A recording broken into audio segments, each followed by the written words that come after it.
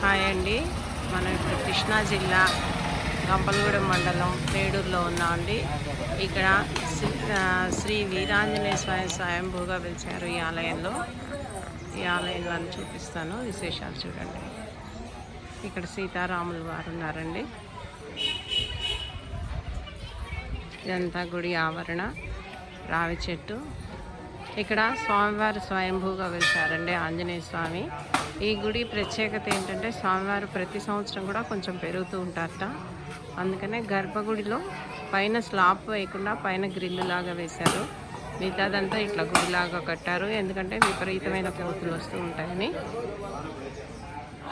ఇక్కడ చాలా చాలా సత్యం గల దేవుడు అండి స్వామివారు. ఇదండి స్వామివారు. ఇంతకుముందు అసలు ఇది కూడా లేదండి, కానీ ఈ మధ్య కోతులు బాగా వస్తున్నాయని ఇలా కట్టారు.